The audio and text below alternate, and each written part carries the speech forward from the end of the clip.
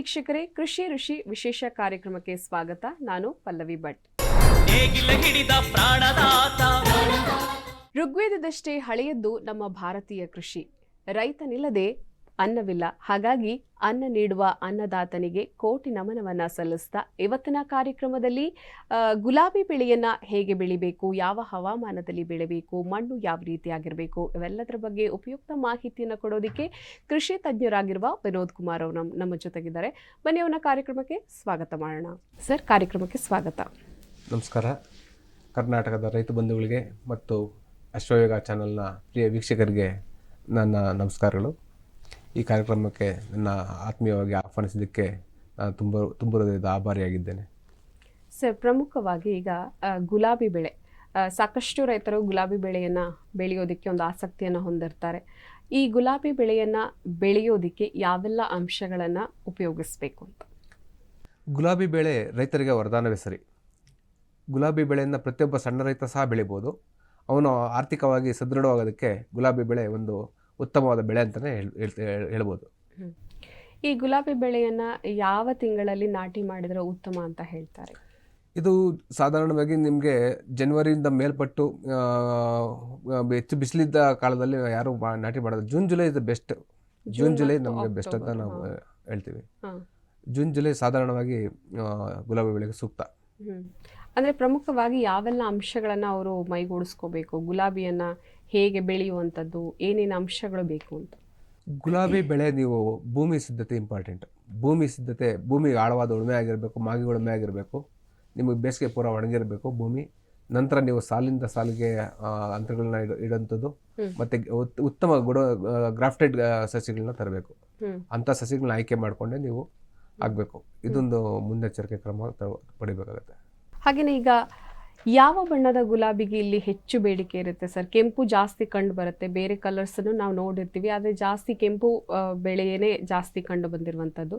ಹಾಗಾಗಿ ಯಾವುದಕ್ಕೆ ಜಾಸ್ತಿ ಬೇಡಿಕೆ ಕೂಡ ಇದೆ ಅಂತ? ಇಲ್ಲಿ ನೆರಳು ಮನೆಯಲ್ಲಿ ಬೆಳೆಯುವಂಥ ಗುಲಾಬಿ ಬೇರೆ ಇದೆ, ನಮ್ಮ ಓಪನ್ ಫೀಲ್ಡ್ ಅಲ್ಲಿ ಬೆಳೆಯುವಂಥ ಗುಲಾಬಿ ಬೇರೆ ಇದೆ. ಸಣ್ಣ ರೈತ ನೆರಳು ಪರದೆ ಮಾಡಿ, ಶೇಡ್ ನೆಟ್ ಮಾಡಿ ಅಥವಾ ಪಾಲಿಹೌಸ್ ಮಾಡಿ ಮಾಡೋದಕ್ಕೆ ಸಣ್ಣ ರೈತರಿಗೆ ಸಾಧ್ಯ ಆಗ್ತಾ ಇಲ್ಲ. ಯಾಕಂದ್ರೆ ದುಬಾರಿ ವೆಚ್ಚದ ಶೇಡ್ ನೆಟ್ ಆಗಬೇಕಾಗುತ್ತೆ. ಸಣ್ಣ ರೈತರು ಏನು ಮಾಡ್ಬೋದು ಅಂದರೆ ಓಪನ್ ಫೀಲ್ಡಲ್ಲೇ, ಓಪನ್ ಫೀಲ್ಡ್ ವೆರೈಟಿ ಮೆರಾಬುಲ್ ವೆರೈಟಿ ಇದೆ, ಆಮೇಲೆ ನಿಮಗೆ ಎಲ್ಲೋ ಇದೆ, ಮ್ಯಾಂಗೋ ಎಲ್ಲೋ ಇದೆ, ನಿಮ್ಗೆ ಟೈಗರ್ ವೆರೈಟಿ ಇದೆ. ಇಂಥವೇ ನೀವು ಹಾಕ್ಕೊಬೋದು. ಹೊರಗಡೆ ಓಪನ್ ಫೀಲ್ಡಲ್ಲಿ ಆಗೋಂಥದ್ದು, ನೇರ ಬಿಸಿಲಿನ ಕಿರಣಕ್ಕೆ ಬೆಳೆಯುವಂಥದ್ದೇ ನೀವು ಇದನ್ನ ಹಾಕ್ಕೊಬೋದು. ಜೊತೆಯಲ್ಲಿ ನಮ್ಮ ಸ್ಥಳೀಯ ಮಾರುಕಟ್ಟೆಯಲ್ಲಿ ಭಾರಿ ಬೇಡಿಕೆ ಇದೆ ಸಹ. ಒಳ್ಳೆ ಹಬ್ಬಗಳ ಟೈಮಲ್ಲಿ ಸಹ ಒಳ್ಳೆ ಮಾರಾಟ ಆಗೋಂಥ ಮತ್ತು ಪ್ರತಿ ತಿಂಗಳು ಹಣ ಕೊಡುವಂಥ ವ್ಯವಸ್ಥೆ ಚೆನ್ನಾಗಿದೆ. ರೈತರು, ಸಣ್ಣ ರೈತರು ಸಹ ನಾವು ಬೇರೆ ಏನು ತರಕಾರಿ ಬೆಳೆಯೋಕ್ಕಾಗ್ತಾ ಇಲ್ಲ ಅಂದ್ರೂ ಸಹ ಗುಲಾಬಿ ಬೆಳ್ಕೊಬೋದು. ಹಾಗೆ ಈ ಗುಲಾಬಿಯನ್ನು ಬೆಳೆಯೋದಕ್ಕೆ ಅವರು ಯಾವ ರೀತಿ ಅನುಭವವನ್ನು ಹೊಂದಿರಬೇಕು? ನೋಡಿ, ಯಾವುದೇ ಬೆಳೆ ಮಾಡಬೇಕಾದ್ರೂ ಅದ್ರ ಗುಣಲಕ್ಷಣ ತಿಳ್ಕೊಂಡು, ಗಿಡದ ಗುಣಲಕ್ಷಣ, ಅದಕ್ಕೆ ಬರೋದಂಥ ರೋಗ ರುಜಿನಗಳು, ಕೀಟ ಬಾಧೆಗಳು, ಇವನ್ನ ನಾವು ಮೊದಲೇ ತಿಳ್ಕೊಂಡಿರ್ಬೇಕು. ಯಾವ ಥರ ಕೀಟ ಬರುತ್ತೆ, ಯಾವ ಥರ ರೋಗ ಬರುತ್ತೆ, ಇದನ್ನ ನಾವು ಮೊದಲೇ ತಿಳ್ಕೊಂಡದೇ ಇದಕ್ಕೆ ಕೈ ಹಾಕೋದು ಸೂಕ್ತ ಅಲ್ಲ. ನಾವು ಸ್ಥಳೀಯವಾದ ಕೃಷಿ ಇಲಾಖೆಯಲ್ಲಿ ಇದರ ಬಗ್ಗೆ ಮಾಹಿತಿ ಪಡಿಬೋದು. ಇಲ್ಲಾಂದ್ರೆ ನಿಮಗೆ ಹೆಸರುಘಟ್ಟದಲ್ಲಿ ಕೃಷಿ ಸಂಶೋಧನಾ ಇಲಾಖೆ ಇದೆ, ಅಲ್ಲಿ ನೀವು ಸಂಪರ್ಕ ಮಾಡೋದು ಸಹ ಉತ್ತಮವಾದ ಒಂದು ತಿಳುವಳಿಕೆ ನೀಡ್ತಾರೆ ನಿಮಗೆ. ಯಾವ ತಿಂಗಳಲ್ಲಿ ಏನು ಮಾಡಬೇಕು ಅಂತ. ಇದನ್ನು ರೈತರು ಇದರ ಬಗ್ಗೆ ಆಸಕ್ತಿ, ನಮ್ಮ ಇನ್ಫಾರ್ಮೇಷನ್ ಕಲೆಕ್ಟ್ ಮಾಡಬೇಕು. ಅವರು ರೈತರು ಕೃಷಿ ಯಾವುದೇ ಬೆಳೆ ಬೆಳೀಲಿ, ಅವರು ಅದಕ್ಕೆ ಸೂಕ್ತವಾದ ಅದ್ರ ಬಗ್ಗೆ ಪರಿಣಿತಿ ಹೊಂದಿದ ವಿಜ್ಞಾನಿಗಳೊಂದಿಗೆ, ತಂತ್ರಜ್ಞರೊಂದಿಗೆ ಚರ್ಚೆ ಮಾಡಿ, ಬೇರೆ ಅನ್ಯ ರೈತರ ಜೊತೆಗೆ ಚರ್ಚೆ ಮಾಡಿ, ಅವ್ರು ಯಾವ ವ್ಯವಸಾಯ ಪದ್ಧತಿ ಮಾಡ್ತಾ ಇದ್ದಾರೆ, ಏನೇನು ಕ್ರಮ ಅನುಸರಿಸ್ತಾ ಇದ್ದಾರೆ, ಅದನ್ನು ಇವರು ಫಾಲೋ ಮಾಡಬೇಕಾಗುತ್ತೆ. ಅದಲ್ಲದೆ ಸ್ಥಳೀಯ ಮಾರುಕಟ್ಟೆ ಬೇಡಿಕೆ ಯಾವ ವೆರೈಟಿಗೂ ಇದೆ. ಯಾವ ವೆರೈಟಿ ಹೂ ಬೆಳೆದ್ರೆ ನಾವು ಸ್ಥಳೀಯವಾಗಿ ನಮ್ಮ ಮಾರುಕಟ್ಟೆಯಲ್ಲಿ ಯಾವ ಬೆಲೆ ಸಿಗುತ್ತೆ ಅದನ್ನು ನಾವು ತಿಳ್ಕೊಬೇಕಾಗುತ್ತೆ. ಈಗ ಸಿಟಿಯಲ್ಲಿ ಒಬ್ಬರು ರೈತರು ಇರ್ತಾರೆ, ಅವರಿಗೆ ಒಂದು ಈ ಬೆಳೆಯನ್ನು ಇಂಥ ಕಡೆ ಅವ್ರಿಗೊಂದು ಸಣ್ಣ ಜಮೀನು ಇರುತ್ತೆ, ಮನೆ ಪಕ್ಕದಲ್ಲೇ ಜಮೀನು ಇರುತ್ತೆ. ಸೊ ಗುಲಾಬಿ ಬೆಳೆಯನ್ನು ಬೆಳಿಬೇಕು ಅಂತಂದರೆ ಮಾಹಿತಿಯನ್ನು ಎಲ್ಲಿ ಪಡ್ಕೋಬೇಕು, ಯಾವೆಲ್ಲ ಅಂಶಗಳನ್ನು ರೂಢಿಸ್ಕೊಳ್ಬೇಕು ಅವರು? ನೋಡಿ, ಸಿಟಿ ಏರಿಯಾದಲ್ಲಿ ನೀವು ವ್ಯವಸಾಯ ಮಾಡ್ತೀವಿ ಅನ್ನೋದಾದರೆ ಅದು ಭಾರಿ ಬೆಳವಣಿಗೆ ಎಷ್ಟು ಜನ ಮಾತ್ರ ಮಾಡ್ಬೋದು ಅಷ್ಟೇ. ಅಂದರೆ ಅವರು ಕೃಷಿ ಬಗ್ಗೆ ಒಲವಿರಬೇಕು. ಅದು ಅನಿವಾರ್ಯತೆ ಇರೋದಿಲ್ಲ. ಕೃಷಿ ಸಿಟಿಯಲ್ಲಿರೋರಿಗೆ ಅನಿವಾರ್ಯತೆ ಇಲ್ಲ. ಕೃಷಿ ರೋಜಿಂದನೇ ನಾವು ಜೀವನ ಮಾಡಬೇಕು ಅಂತ ಅನಿವಾರ್ಯತೆ ಇರೋದಿಲ್ಲ. ಆದರೆ ಹಳ್ಳಿಯಲ್ಲಿರೋಂಥ ರೈತರಿಗೆ ಅದರ ಅನಿವಾರ್ಯತೆ ಇದೆ. ಅದರಲ್ಲೇ ಜೀವನ ಮಾಡಬೇಕು, ನಾವು ಅದನ್ನೇ ಬೆಳಿಬೇಕು ಅಂತ. ಸಿಟಿಯಲ್ಲಿ ಇರೋರಿಗೆ ಅನ್ಯ ಒಂದು ಅಂಗಡಿ ಇರ್ಬೋದು, ಇಲ್ಲ ಬಿಸ್ನೆಸ್ ಇರ್ಬೋದು, ಕೆಲಸಕ್ಕೆ ಹೋಗ್ತಾ ಇರ್ಬೋದು, ಒಂದು ಹಾಬಿ ಇರ್ಬೋದು, ಹೌದು, ಆ ಥರ ಸಿಚುವೇಶನ್, ಅದು ಸಿಚುವೇಶನ್ ಮೇಲೆ ಡಿಪೆಂಡ್ ಆಗುತ್ತೆ. ಆದರೆ ರೋಸ್ ಅವರು ಜೀವನೋಪಯೋಗಕ್ಕೆ ಅದು ಬೆಳಿಬೇಕಂದ್ರೆ ನೀವು ಸಿಟಿಯಲ್ಲಿ ಬೆಳೆಯೋದು ಸೂಕ್ತ ಅಲ್ಲ ಅಂತಾನೆ ಕೇಳ್ತೀನಿ. ಓಕೆ. ಅದ್ರ ಜೊತೆಗೆ ಈಗ ಒಂದು ಹವಾಮಾನ ಯಾವ ರೀತಿಯಾಗಿರ್ಬೇಕಾಗುತ್ತೆ, ಇದ್ದಕ್ಕಿದ್ದಾಗೆ ಹವಾಮಾನ ವೈಪರೀತ್ಯ ಆಗುವಂಥದ್ದು, ಅಂತಹ ಸಂದರ್ಭದಲ್ಲಿ ರೈತ ಏನೆಲ್ಲ ಅಂಶಗಳನ್ನು ನೆನ್ಪಿಟ್ಕೊಳ್ಬೇಕು, ಯಾವ ರೀತಿಯಾಗಿ ಉಪಯೋಗವನ್ನು ಮಾಡ್ಕೋಬೇಕು, ಮತ್ತು ಮಣ್ಣು ಯಾವ ರೀತಿಯಾಗಿ ಇರಬೇಕು ಅನ್ನುವಂಥದ್ದು? ನೋಡಿ, ಇದು ರೋಗದ ವಿಷಯ ಬಂದರೆ ಹವಾಮಾನ ಮುಖ್ಯ ಕಾರಣ. ಯಾವುದೇ ರೋಗ ಬರಬೇಕಾದ್ರೂ ಹವಾಮಾನ ಮುಖ್ಯ ಕಾರಣ. ಅತಿಯಾದ ಮಳೆ ಬಂದ್ರೂ ರೋಗ ಬರುತ್ತೆ, ಅತಿಯಾದ ಬಿಸಿಲಲ್ಲೂ ರೋಗ ಬರುತ್ತೆ, ಅತಿಯಾದ ಚಳಿಯಲ್ಲೂ ರೋಗ ಬರುತ್ತೆ. ಅವಾಗ ಏನು ಮಾಡ್ತೀವಿ ನಾವು? ಇದನ್ನ ಹೇಗೆ ನಿಭಾಯಿಸ್ತೀವಿ ಅಂದರೆ, ಇದನ್ನ ಔಷಧಿ ಮುಖಾಂತರ ನಾವು ನಿಭಾಯಿಸಬೇಕು. ನಾವು ಕಂಪಲ್ಸರಿಯಾಗಿ ಅಂಟು ದ್ರವವನ್ನು ಉಪಯೋಗಿಸ್ಬೇಕು. ಅಂದರೆ ಗಮ್ಮನ್ನು ಯೂಸ್ ಮಾಡಬೇಕಾಗುತ್ತೆ ಪ್ರತಿಯೊಂದು ಔಷಧಿಯಲ್ಲೂ. ಮಳೆ ಬಂದರೂ ತೊಯ್ದು ಹೋಗಬಾರ್ದು, ಆ ಥರದ ಹಾಕ್ಕೊಬೇಕು. ಸಿಸ್ಟಮಿಕ್ ಔಷಧಿಗಳನ್ನೇ ಬಳಸಬೇಕು ಮಳೆಗಾಲದಲ್ಲಿ, ಮಳೆ ಬೀಳುವಾಗ. ಆಮೇಲೆ ರೋಗದ ಬಗ್ಗೆ ನಿಖರ ಯಾವ ರೋಗ ಅಂತ ಇದು ಕಂಡುಹಿಡಿಯುವಂಥ ಒಂದು ನಾವು ಶಕ್ತಿಯನ್ನು ಹೊಂದಿರಬೇಕಾಗುತ್ತೆ. ಇದು ಏನು ರೋಗ, ಇದಕ್ಕೆ ಏನು ರೋಗ ಬಂದಿದೆ, ಅದು ನಾವು ಹೇಗೆ, ಆಮೇಲೆ ಯಾವ ಥರ ಹುಳ ಬಂದಿದೆ. ಈ ರೋಸಲ್ಲಿ ನಮಗೆ ಥ್ರಿಪ್ಸ್ ಬಾಧೆ ಜಾಸ್ತಿ. ಥ್ರಿಪ್ಸ್ ಅಂದರೆ ರಸ ಹೀರುವ ಕೀಟಗಳ ಹಾವಳಿ ಜಾಸ್ತಿ. ರಸ ಹೀರುವ ಕೀಟಗಳನ್ನ ನಿಯಂತ್ರಿಸಬೇಕು. ಇದು ಅವರು ಮಾಡಬೇಕಾಗುತ್ತೆ ಇಂಪಾರ್ಟೆಂಟಾಗಿ ರೋಸಲ್ಲಿ. ಆಮೇಲೆ ರೋಗ ವಿಚಾರಕ್ಕೆ ಬಂದರೆ, ಆಮೇಲೆ ಕೊಳಪೆ ರೋಗ ಅಂತ ಬರುತ್ತೆ. ನಿಮಗೆ ಸುಳಿಯಲ್ಲಿ, ಹೂವಿನ ಸೆಂಟರ್ ಭಾಗದಲ್ಲಿ ಸುರುಳಿ ಆಕಾರದಲ್ಲಿ ಹೋಲಾಗ್ಬಿಡುತ್ತೆ. ಹೌದು, ಆ ಎಲೆಯ ಮೇಲೆ ವೈಟ್ ಪ್ಯಾಚಸ್ ತರ ಬರುವಂಥದ್ದು, ಅದೆಲ್ಲ ಅದು ಪೌಡ್ರಿ ಮಿಲ್ಡ್ಯೂ. ಎಲೆ ಮೇಲೆ ಬಂದರೆ ಒಣಬೋದಿ ಪೌಡ್ರಿ ಮಿಲ್ಡ್ಯೂ, ಎಲೆ ಕೆಳಗಡೆ ಬಂದರೆ ಹೂವಿನ ಸುತ್ತು ಕವರ್ ಆಗಿಬಿಟ್ರೆ ಡೌನಿ ಮಿಲ್ಡ್ಯೂ. ಇಲ್ಲಾಂದ್ರೆ ನೀವು ಆವಾಗಲೇ ಹೇಳಿದ್ರಿ ಬೂದಿ ಟೈಪ್ ಒಂದು ಕಲರ್ದೇನೋ ಒಂದು ಬರುತ್ತೆ, ಅದೇ ಪೌಡ್ರಿ ಮಿಲ್ಡ್ಯೂ ಅಂದರೆ ಒಣಬೂದಿ. ಇದು ಒಣಬೂದಿ ಹೇಳಿದ್ನಲ್ಲ, ಗಾಳಿಯಲ್ಲಿ ಚಲಿಸ್ತಕ್ಕಂಥದ್ದು.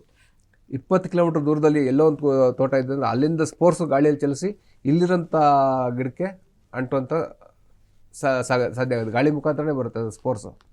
ಡೌನಿ ಮಿಲ್ಡ್ಯೂ ಹಾಗಲ್ಲ, ನಿಮ್ಮ ಭೂಮಿಯಲ್ಲಿಂಥ ತೇವಾಂಶದಲ್ಲಿ ಉತ್ಪತ್ತಿ ಆಗುತ್ತೆ ಬೇರೆ ಮುಖಾಂತರ. ಅದು ಒಂದು ಸ್ಪೋರ್ಟ್ಸ್ ಬಂದ್ಬಿಟ್ಟು ಒಂದು ಎಲೆ ಕೆಳಗಡೆ ಕೂತ್ಕೊಂತಂದರೆ ಅದು ಕೋಲ್ಡ್ ವೆದರ್ ಎಷ್ಟು ಚೆನ್ನಾಗಿರುತ್ತೆ ಅಷ್ಟು ಮಲ್ಟಿಪ್ಲೈ ಆಗ್ತಾ ಹೋಗುತ್ತೆ, ಹೆಚ್ಚಾಗ್ತಾ ಹೋಗುತ್ತೆ. ಆಮೇಲೆ ಎಲೆ ಚುಕ್ಕೆ ರೋಗ ಬರುತ್ತೆ. ಅದಕ್ಕೆ ಎಲೆ ಮೇಲೆಲ್ಲ ಚುಕ್ಕೆ ರೋಗ ಬಂದ್ಬಿಡುತ್ತೆ. ಈ ಚುಕ್ಕೆ ರೋಗ ಬಂದರೆ ಎಲೆ ಎಲ್ಲ ಕಂಪ್ಲೀಟಾಗಿ ಉದುರೋಗ್ಬಿಡುತ್ತೆ, ಎಲೆನೇ ಉದುರೋಗ್ಬಿಡುತ್ತೆ. ನಿಮ್ಗೆ ಬರೀ ಕಡ್ಡಿಗಳು ಮಾತ್ರ ಉಳಿದಿರುತ್ತೆ. ಆವಾಗ ನೀವು ಎಲೆ ಹೊರಟೋಗುತ್ತೆ, ಆಹಾರ ಉತ್ಪತ್ತಿ ನಿಂತೋಗುತ್ತೆ, ನಿಮ್ಗೆ ಹೂವು ಇಳುವರಿ ಕಡಿಮೆ ಆಗಿಬಿಡುತ್ತೆ. ಎಲ್ಲ ಒಂದು ಇಂಟರ್ಲಿಂಕ್ ಅಂತಲೇ ಹೇಳ್ಬೋದು. ಇದು ನೀವು ಗಿಡವನ್ನು ಆರೋಗ್ಯಪೂರ್ಣವಾಗಿ ಎಲೆ ಸದಾ ಹಸಿರಾಗಿರುವಂತೆ ನೋಡ್ಕೊಬೇಕು. ಇದಕ್ಕೆ ರೋಗ ಬಾಧೆ ಬರದ ಹಾಗೆ ಅಡ್ವಾನ್ಸ್ ಆಗಿ ನೀವು ಔಷಧಿ ಹೊಡಿಬೇಕಾಗುತ್ತೆ. ಯಾವುದೇ ಔಷಧಿ ಆಗಲಿ ರೋಗ ಬಂದಮೇಲೆ ಹೊಡೆಯೋದಕ್ಕಿಂತ ರೋಗ ಬರೋದಕ್ಕೆ ಮುಂಚೆ ನಾವು ಹೊಡಿಬೇಕಾಗುತ್ತೆ. ಅಂದರೆ ಈಗ ಗಿಡವನ್ನು ನೆಟ್ಟು ಎಷ್ಟು ದಿನಗಳ ನಂತರ, ಈಗ ಒಂದು ರಾಸಾಯನಿಕವನ್ನು ಸಿಂಪಡಿಸೋದಾದ್ರೆ ಎಷ್ಟು ದಿನಗಳ ನಂತರ ಗಿಡಕ್ಕೆ ಹಾಕೋದು ಉತ್ತಮ ಅಂತ? ರಾಸಾಯನಿಕಗಳನ್ನ ಕೆಲವು ಬೇರ್ ಮುಖಾಂತರ ಕೊಡ್ತೀವಿ ನಾವು. ಫಸ್ಟೇ ನೀವು ತಿಪ್ಪೆ ಗೊಬ್ಬರದ ಜೊತೆಯಲ್ಲೇ ನಾವು ಫಿಪ್ರೋನಿಲ್ ಗ್ರಾನ್ಯೂಲ್ಸ್ ಕೊಡ್ಬೋದು, ಫ್ಯೂರೋಡಾನ್ ಗ್ರಾನ್ಯೂಲ್ಸ್ ಕೊಡ್ಬೋದು. ಇದನ್ನು ಕೊಡೋದ್ರಿಂದ ಬೇರುಗಳು ವಿಷಕಾರಿ ಆಗ್ತವೆ, ಬೇರೆ ಕೀಟಗಳನ್ನು ಹಾವಳಿ ತಡೆಯುತ್ತೆ. ಬಿಲ್ಟ್ ಆಗಲಿ ನೆಮ್ಟೋಡ್ ಆಗಲಿ ಸ್ವಲ್ಪ ಸಡನ್ನಾಗಿ ಎಂಟ್ರಿ ಆಗೋದಿಲ್ಲ. ಇದು ನಿಮಗೆ ಗಿಡನ ಪೂರ್ಣವಾಗಿರೋದಕ್ಕೆ ಒಂದು ರಕ್ಷಾ ಕವಚವಾಗಿ ಕೆಲಸ ಮಾಡುತ್ತೆ. ತಿಪ್ಪೆ ಗೊಬ್ಬರ ಹೇರಳವಾಗಿ ನಾವು ಯೂಸ್ ಮಾಡಬೇಕಾಗುತ್ತೆ. ಸ್ವಲ್ಪ ತಿಪ್ಪೆ ಗೊಬ್ಬರ ಹೇರಳಾಗಿದ್ದರೆ ನಮಗೆ ಗಿಡ ಉತ್ಕೃಷ್ಟವಾಗಿ ಇರುತ್ತೆ. ಅದು ಒಂದು ರೋಗ ನಿರೋಧಕ ಶಕ್ತಿಯನ್ನು ಹೊಂದಿರುತ್ತೆ ಗಿಡ. ನಾವು ತಿಪ್ಪೆ ಗೊಬ್ಬರ ಕಂಪಲ್ಸರಿ ಯೂಸ್ ಮಾಡಬೇಕು. ಇದನ್ನು ನಾವು ಗಮನದಲ್ಲಿಟ್ಕೊಬೇಕಾಗುತ್ತೆ. ಎಸ್, ಅದೇ ರೀತಿ ಈಗ ಒಂದು ನಾವು ಗುಲಾಬಿ ಬೆಳೆಯನ್ನು ಬೆಳಿಬೇಕು ಅಂತಂದರೆ ಒಂದು ಜಮೀನಿನ ಅವಶ್ಯಕತೆ ಎಷ್ಟಿರಬೇಕು, ಎಷ್ಟು ಅಂತರ ಇರಬೇಕಾ? ಹಾಗೆಯೇ ಒಂದು ಗಿಡದಿಂದ ಗಿಡಕ್ಕೆ ಮತ್ತು ಒಂದು ಸಾಲಿನಿಂದ ಸಾಲಿಗೆ ಎಷ್ಟು ಅಂತರವನ್ನು ನಾವು ಮೇಂಟೈನ್ ಮಾಡಬೇಕಾಗತ್ತೆ ಪ್ರಮುಖವಾಗಿ? ನೋಡಿ, ಇತ್ತೀಚಿನ ಕಾಲದಲ್ಲಿ ಜನಸಂಖ್ಯೆ ಜಾಸ್ತಿ ಆಗ್ತಾ ಇದೆ. ಹೌದು. ಆಗ ಜಮೀನು ಮನೆಯಲ್ಲಿರೋಂಥ 5 ಎಕರೆ ಇರೋನಿಗೆ 5 ಜನ ಇತ್ತು ಅಂದರೆ 1 ಎಕರೆ ಬಂದಿರುತ್ತೆ, 1 ಎಕರೆ ಇದ್ದರೆ 4 ಭಾಗ ಆಗಿ 1/4 ಎಕರೆ ಬಂದಿರುತ್ತೆ. ಇಂಥ ಪರಿಸ್ಥಿತಿಯಲ್ಲಿ 1/4 ಎಕರೆ ಇರೋನು ಸಹ ಗುಲಾಬಿ ಕೃಷಿ ಮಾಡ್ಬೋದು. ಒಂದು 10 ಗುಂಟೆ ಜಾಗ ಇದ್ರೂ ಸಹ ಅವನು ಖಂಡಿತವಾಗಿ ಗುಲಾಬಿ ಕೃಷಿ ಮಾಡ್ಬೋದು. ಅದು ಅವನಿಗೆ ಲಾಭದಾಯಕ. ಜೊತೆಯಲ್ಲಿ ನೀವು ಇನ್ನು ಸಾಲಿಂದ ಸಾಲಕ್ಕೆ ಗಿಡದಿಂದ ಗಿಡಕ್ಕೆ ಅಂತರ ಕೇಳಿದ್ವಲ್ಲ, ಇದೇನಾಗುತ್ತಂದ್ರೆ 10 ಗುಂಟೆಯಲ್ಲಿ ಮಾಡಿದಾಗ ಏನಾಗುತ್ತೆ ಅಂದರೆ ಅನಿವಾರ್ಯ ಪರಿಸ್ಥಿತಿಯಲ್ಲಿ ಅವನಿಗೆ ಸ್ವಲ್ಪ ಹಣ ಬರೋಂತಹ ಅರಿವು ಸ್ವಲ್ಪ ಹೆಚ್ಚು ಕಡಿಮೆ ಇರ್ಬೋದು. ಆದರೆ ಅವನು ಅದರಿಂದ ಬದುಕಬಲ್ಲ ಅಂತಲೇ ನನಗೆ ನಾವು ಒಂದು ಪರ್ಸನಲ್ ಒಪಿನಿಯನ್ ಅದು. ಹ್ಮ್. ಸಾಲಿನಿಂದ ಗಿಡದಿಂದ ಗಿಡಕ್ಕೆ ಒಂದು 3 ಅಡಿ ಅಂತರ ಇರಬೇಕಾಗುತ್ತೆ. ಹ್ಮ್. ಸಾಲಿನಿಂದ ಸಾಲಕ್ಕೆ ಒಂದು 8ರಿಂದ 10 ಅಡಿ ಅಂತರ ಕೊಟ್ಟು, ಅಂತರ ಎಷ್ಟು ಜಾಸ್ತಿ ಕೊಟ್ಟಿರುತ್ತೆ ಹಾ. ಅಷ್ಟು ಗಿಡ ದೊಡ್ಡದಾಗಿ ಬೆಳಿಬೋದು. ಜೊತೆಯಲ್ಲಿ ನಮ್ಗೆ ಓಡಾಡೋಕ್ಕೆ ಗ್ಯಾಪು, ವೆಂಟಿಲೇಷನ್ ಎಲ್ಲ ಅಂದ್ರೆ ಚೆನ್ನಾಗಿರುತ್ತೆ. ಬೇರೆ ಬಿಟ್ಟಾಗ ಇನ್ನೊಂದು ಸಾಲಿಗೆ ಏನಾದ್ರು ಸಮಸ್ಯೆ ಇಲ್ಲ, ಆಗುವಂಥದ್ದು ಆ ಥರ 7 ಏನಾದ್ರು ಅಡಿಯಿಂದ 8 10 ಅಡಿವರೆಗೂ ಗ್ಯಾಪ್ ಬಿಡುವಂಥ ಪರಿಸ್ಥಿತಿಗಳಿದ್ದಾವೆ. ಹ್ಮ್. ನಿಮ್ಗೆ ಬೇರೆ ರೂಟ್ ಕಾಂಪಿಟೇಷನ್ ಬರೋದಿಲ್ಲ ಅಲ್ಲಿ, ಏನು ಪ್ರಾಬ್ಲಮ್ ಏನು ಪ್ರಾಬ್ಲಮ್ ಇಲ್ಲ. ಗಿಡದಿಂದ ಗಿಡಕ್ಕೆ 3ರಿಂದ 3.5 ಅಡಿ ಗ್ಯಾಪ್ ಖಂಡಿತ ಇಡಬೇಕಾಗುತ್ತೆ. 3.5 ಅಡಿ ಗ್ಯಾಪ್ ಇರಬೇಕು. ಈ ಪ್ರಮುಖವಾಗಿ ರೋಗ ಲಕ್ಷಣಗಳು ಅಂತ ಬಂದಾಗ ಗಿಡ ಅಥವಾ ಹೂವಿಗೆ ಯಾವ ರೀತಿಯ ರೋಗಗಳು ಬೇಗ ಅಂಟ್ಕೊಳ್ಳುತ್ತೆ? ನೋಡಿ, ಇದು ವೆದರ್ ರಿಲೇಟೆಡ್. ಅಂದ್ರೆ Weather. ನಮ್ಮ ಏನು ಹವಾಮಾನ ಇರುತ್ತೆ, ಹ್ಮ್. ಪ್ರತಿಯೊಂದು ಗಿಡಕ್ಕೂ ಹವಾಮಾನ ಪ್ರಮುಖ ಪಾತ್ರ ವಹಿಸುತ್ತೆ. ಹೌದು. ಇದು ನ್ಯಾಚುರಲ್ ಆಗಿ ಹವಾಮಾನ ನಾರ್ಮಲ್ ಆಗಿತ್ತು ಅಂದರೆ ಯಾವುದೇ ರೋಗ ನಿಮಗೆ ಬರೋದಿಲ್ಲ, ಯಾವುದೇ ಸ್ಪ್ರೇ ಅವಶ್ಯಕತೆ ಇಲ್ಲ. ನಿಮಗೆ ಅತಿ ಅನ್ನಿಸ್ಬೋದು. ಅತಿ ಅನ್ನೋ ಪದ ನೋಡಿ, ಅತಿ ಸೆಕೆ, ಅತಿ ಮಳೆ, ಅತಿ ಚಳಿ, ಅತಿ ಬಿಸಿಲು, ಈ ಅತಿ ಅನ್ನೋದು ಎಲ್ಲಿ ಬರುತ್ತೆ ಅಲ್ಲೆಲ್ಲ ನೀವು ಪ್ರಿವೆಂಟಿವ್ ಆಗಬೇಕಾಗುತ್ತೆ, ನೀವು ಎಚ್ಚರಿಕೆ ವಹಿಸ್ಬೇಕಾಗತ್ತೆ. ಈ ಅತಿ ಅನ್ನೋದನ್ನ ಅತಿಯಾಗಿ ನಾರ್ಮಲ್ ವೆದರ್ ಇದ್ದರೆ, ಸಮಾನಾಂತರ ಬಿಸಿಲಿದ್ರೆ, ಸಮಾನಾಂತರವಾಗಿ ಹವಾಮಾನ ಇದ್ದರೆ ನಿಮ್ಗೆ ಯಾವುದೇ ತೊಂದರೆ ಬರೋದಿಲ್ಲ. ನೀವು ಅತಿಯಾಗಿ ಚಳಿ ಆದಾಗ ಡೌನಿ ಮಿಲ್ಡ್ಯೂ ಬರುತ್ತೆ. ಅತಿಯಾಗಿ ಬಿಸಿ ಆದಾಗ ಸೆಕೆ ಅನುಭವ ಆಯಿತು ಅಂತ ಇದ್ರೆ ಫ್ಯಾನ್ ಹಾಕೊಬೇಕು, AC ಹಾಕೊಬೇಕು, ಆ ಥರ ಒಂದು ಅನುಭವ ಬಂತು ಅಂದರೆ ಪೌಡ್ರಿ ಮಿಲ್ಡ್ಯೂ ಬರುತ್ತೆ. ಜೊತೆಯಲ್ಲಿ ಮಳೆ ನೋಡಿ ಆಂತೋಕ್ನಸ್ ಬದಲು ಆ ಚುಕ್ಕೆ ರೋಗ, ಹವಾಮಾನದಲ್ಲಿ ತೇವಾಂಶ ಇತ್ತು ಅಂದರೆ ಕೊಳಪೆ ರೋಗ ಅಥವಾ ಚುಕ್ಕೆ ರೋಗ ಇದು ಬರುತ್ತೆ. ಇದಕ್ಕೆ ನಾವು ಶಿಲೀಂಧ್ರನಾಶಕಗಳನ್ನ ನಾವು ಹೊಡಬೇಕಾಗತ್ತೆ. ನೀವು ಆಮೇಲೆ ಥ್ರಿಪ್ಸ್ ಅಂತ ಹೇಳಿದ್ವಿ, ರಸ ಹೀರುವ ಕೀಟಗಳ ಹಾವಳಿ ಜಾಸ್ತಿ. ಮತ್ತು ಈ ರಬ್ಬರ್ ಹುಳು ಬರುತ್ತೆ, ಏನು ಕಾಂಡ ಕೊರಕ ಬರುತ್ತೆ, ಸ್ಟೆಮ್ ಬೋರರ್ ಬರುತ್ತೆ. ಕಾಂಡ ಕೊರಕ ಅಂದರೆ ಕಾಂಡದಲ್ಲಿ ಹೋಲ್ ಮಾಡಿಬಿಡುತ್ತೆ, ಗಿಡ ಸಾಯುತ್ತೆ. ಆಮೇಲೆ ಕೆಲವು ಸರಿ ರೂಟ್ ರಾಟ್ ಬರುತ್ತೆ, ಬೇರು ಕೊಳೆ ರೋಗ, ಅತಿ ಹೆಚ್ಚು ನೀರಾದಾಗ ಬೇರು ಕೊಳೆ ರೋಗ ಬರುತ್ತೆ. ಅದನ್ನ ನಾವು ಗಮನ ಹರಿಸ್ಕೊಬೇಕು. ರೋಗದ ಬಗ್ಗೆ ನಾವು ಅರಿವಿಟ್ಕೊಬೇಕು. ಗಿಡ ಏನು, ಅದು ಗಿಡಕ್ಕೆ ಬಾಯಿ ಇಲ್ಲ, ಅದನ್ನು ರಿಯಾಕ್ಷನ್ ಎಲೆ ಬಣ್ಣದ ಮುಖಾಂತರ ನನಗೇನು ತೊಂದರೆ ಆಗ್ತಾಯಿದೆ ಅಂತ ಅದು ಹೇಳುತ್ತೆ. ಆಮೇಲೆ ಕೆಮಿಕಲ್ ಬಳಸುವಾಗ ರೈತರು ಭಾರಿ ಮುನ್ನೆಚ್ಚರಿಕೆಯನ್ನು ವಹಿಸಬೇಕು. ಯಾವುದೇ ಕಾರಣಕ್ಕೂ 2-3 ಔಷಧಿಗಳನ್ನು ಬೆರೆಸಬಾರ್ದು. ಕಾಂಬಿನೇಷನ್ ಇಲ್ಲದೆ ಇರೋಂಥವು, ಹೊಂದಾಣಿಕೆ ಇಲ್ಲದ ಔಷಧಿಗಳನ್ನ ಕೆಲವು ಕಂಪ್ನಿ ಹೊಂದಾಣಿಕೆ ಇರೋಂಥ ಔಷಧಿ ಕೊಟ್ಟಿರ್ತಾರೆ. ಸಿಸ್ಟಮಿಕ್ ಮತ್ತು ಸಿಸ್ಟಮಿಕ್ ಯಾವುದೇ ಕಾರಣಕ್ಕೂ ಬಳಸಬಾರ್ದು. 2 ಅಂತರ್ವ್ಯಾಪಿ ಆಗಿ ಕೆಲಸ ಮಾಡುವಂಥ ಔಷಧಿಗಳನ್ನ ಬಳಸಬಾರ್ದು. ಒಂದು ಕಾಂಟ್ಯಾಕ್ಟು, ಒಂದು ಸಿಸ್ಟಮಿಕ್, ಅಂದರೆ ಒಂದು ಸ್ಪರ್ಶದ ಮುಖಾಂತರ, ಒಂದು ಸಿಸ್ಟಮಿಕ್ ಮುಖಾಂತರ ಇರೋಂಥ ಔಷಧಿನ ನಾವು ಬಳಸ್ಬೋದು. ಸ್ಪರ್ಶ ಅಂದರೆ ಎಲ್ಲಿ ಔಷಧಿ ಬೀಳುತ್ತೆ ಅಲ್ಲಿ ಕೆಲಸ ಮಾಡುತ್ತೆ. ಅಂತರ್ವ್ಯಾಪಿ ಅಂದರೆ ಗಿಡದ ಮುಖಾಂತರ, ಸೆಲ್ಸ್ ಮುಖಾಂತರ, ಗಿಡದ ಮುಖಾಂತರ, ಅದರ ನರಗಳ ಮುಖಾಂತರ ಹೋಗಿ ಒಳಗಡೆಯಿಂದ ರಕ್ಷಣೆ ಕೊಡುತ್ತೆ. 2 ಸಿಸ್ಟಮಿಕ್ ಬಳಕೆ ಮಾಡಿದಾಗ, 2 ರೀತಿಯ ಔಷಧ ಗಿಡದಲ್ಲಿ ಹೋದಾಗ ಅದ್ರ ಎಫೆಕ್ಟು ತದ್ವಿರುದ್ಧ ಆಗ್ಬೋದು, ಅಥವಾ ಕೆಲಸ ಮಾಡದೆ ಹೋಗ್ಬೋದು, ಇಲ್ಲ ಅದ್ರ ಗಿಡ ತಡಿದೇ ಹೋಗ್ಬೋದು. ಇದರ ಡೋಸೇಜ್ನ ತಡಿದೇ ಹೋಗ್ಬೋದು. ಈ ಗಿಡಕ್ಕೂ ನಮ್ಮಷ್ಟೇ ಒಂದು ನೋಡಿ, ನಮಗೆ ಮನುಷ್ಯನಿಗೆ ಹೆಚ್ಚು ಕಮ್ಮಿ ಆಗಿದ್ರೆ, ನಾವು ಯಾವುದೊಂದು ರಾಂಗ್ ಮೆಡಿಸಿನ್ ಹೋಯ್ತು, ರಾಂಗ್ ಫುಡ್ ಹೋಯ್ತು ಅಂದರೆ ನಾವು ಬಾಯಿ ಇದೆ ಹೇಳೋದಕ್ಕೆ, ಅದಕ್ಕೆ ಗಿಡಕ್ಕೆ ಬಾಯಿ ಇಲ್ಲ. ನಾವು ಅದನ್ನ ತಿಳ್ಕೊಬೇಕು.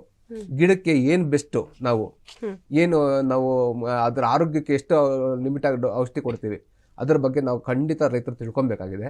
ಆಮೇಲೆ ರೈತರು ಅವರ ಆರೋಗ್ಯದ ಕಡೆನೂ ಗಮನ ಕೊಡಬೇಕು. ಅತಿಯಾದ ಕೆಮಿಕಲ್ ಬಳಸೋದ್ರಿಂದ ಅವ್ರ ಮೈ ಮೇಲೆ, ಕಣ್ಣು ಮೇಲೆ, ಕೈ ಮೇಲೆ ಎಲ್ಲ ಬೀಳ್ತಾ ಇರುತ್ತೆ. ನಮ್ಮ ರೈತರು ಏನಾಗುತ್ತೆ ಅಂದರೆ, ನಮ್ಗೇನಾಗಲ್ಲ ಬಿಡು, ನಮಗೇನೂ ಆಗಲ್ಲ, ಎಷ್ಟು ಔಷಧಿ ಬಿದ್ದರೆ ಏನಾಗಲ್ಲ ಅನ್ನೋ ಒಂದು ಹುಮ್ಮಸ್ಸಿಂದ ಹೋಗ್ತಾ ಇದೆ. ಜೊತೆಯಲ್ಲಿ ಕೆಮಿಕಲ್ಸು ನಮ್ಮ ಬಾಡಿಯಲ್ಲಿ ಅಬ್ಸರ್ವ್ ಆಗ್ತವೆ, ಆದರೆ ನಮ್ಮ ಪರ್ಸೆಂಟೇಜ್ ಕಡಿಮೆ ಇರೋದ್ರಿಂದ ಇಮಿಡಿಯೇಟ್ ರಿಯಾಕ್ಷನ್ ಬರೋದಿಲ್ಲ. ಅದು ಲಾಂಗ್ ಟರ್ಮಲ್ಲಿ ನಿಮಗೆ ಎಫೆಕ್ಟ್ ತೋರಿಸುತ್ತೆ. ರೈತರು ಹಣ ಮಾಡಬೇಕು ಖಂಡಿತ, ಆದರೆ ಅವರ ಆರೋಗ್ಯ ದೃಷ್ಟಿನ ರಕ್ಷಣಾ ಕವಚಗಳನ್ನು ಹಾಕ್ಕೊಬೇಕು ಅನ್ನೋದು ಈ ಸಂದರ್ಭದಲ್ಲಿ ನಾನು ಹೇಳ್ತೀನಿ. ಕಣ್ಣಾಗಲಿ, ಗ್ಲೌಸ್ ಆಗಲಿ, ಹ್ಯಾಂಡ್ ಗ್ಲೌಸ್ ಆಗಲಿ, ನಿಮ್ಗೆ ಗೌನ್ ಆಗಲಿ ಕಂಪಲ್ಸರಿ ಬಳಸಿ. ಕೆಮಿಕಲ್ಸು ತುಂಬ ಹಾನಿಕರ ಆಗಿರುತ್ತೆ. ಅದು ತಕ್ಷಣ ನಿಮಗೆ ಪರಿಣಾಮ ತೋರಿಸ್ತಿದ್ರು ಮುಂದಿನ ಜೀವನದಲ್ಲಿ ನೀವು ನಿಮ್ಮ ದೇಹದ ಆರೋಗ್ಯವನ್ನು ಹೆಚ್ಚು ಕಡಿಮೆ ಮಾಡ್ಕೊಳೋಂಥ ಸಾಧ್ಯತೆಗಳಿದೆ. ಹಣ ಮಾಡಬೇಕು ಖಂಡಿತ, ಜನರ ಹಿತದೃಷ್ಟಿಯಿಂದ ಇರಬೇಕು, ನಮ್ಮ ಹಿತದೃಷ್ಟಿಯಿಂದನೂ ರೈತರು ನಡ್ಕೊಬೇಕಾಗತ್ತೆ ಔಷಧಿ ವಿಚಾರವಾಗಿ ಬಂದಾಗ. ಸರಿ ಸರ್, ಇವತ್ತಿನ ಕಾರ್ಯಕ್ರಮದಲ್ಲಿ ಪ್ರಮುಖ ಬೆಳೆಯಾಗಿರುವಂತಹ ಗುಲಾಬಿ ಬೆಳೆಯ ಬಗ್ಗೆ ಸಾಕಷ್ಟು ಮಾಹಿತಿಯನ್ನು ಕೊಟ್ಟಿದ್ದೀರಾ. ಕಾರ್ಯಕ್ರಮಕ್ಕೆ ಆಗಮಿಸಿದ್ದಕ್ಕಾಗಿ ಹೃತ್ಪೂರ್ವಕ ಧನ್ಯವಾದಗಳು. ನಮಸ್ಕಾರ. ವೀಕ್ಷಕರೇ, ನೋಡಿದ್ರಲ್ಲ, ಗುಲಾಬಿ ಬೆಳೆಯನ್ನು ಹೇಗೆ ಬೆಳಿಬೇಕು, ಯಾವೆಲ್ಲ ಅಂಶಗಳನ್ನು ಅಳವಡಿಸಿಕೊಳ್ಬೇಕು, ಹವಾಮಾನವನ್ನು ಯಾವ ರೀತಿಯಾಗಿ ನಾವು ನೋಡ್ಕೋಬೇಕು, ಇವೆಲ್ಲದರ ಬಗ್ಗೆ ಮಾಹಿತಿಯನ್ನು ಕೊಟ್ಟಿದ್ದಾರೆ. ಹಾಗೇನೆ ಮುಂದಿನ ಸಂಚಿಕೆಯಲ್ಲಿ ತರಕಾರಿಯ ವಿಶೇಷತೆಯನ್ನ ಕೂಡ ತಿಳಿಸ್ತಾರೆ ಅಂತ ಹೇಳ್ತಾ ಇದಾಗಿತ್ತು ಈ ಹೊತ್ತಿನ ಕೃಷಿ ಋಷಿ ಕಾರ್ಯಕ್ರಮ. ನೋಡ್ತಾರೆ ಅಶ್ವವೇಗ ನ್ಯೂಸ್. ನಮಸ್ಕಾರ. ಅಮೃತ ಹೊತ್ತ ಅನ್ನದಾತ ನೇಗಿಲ ಹಿಡಿದ ಪ್ರಾಣದ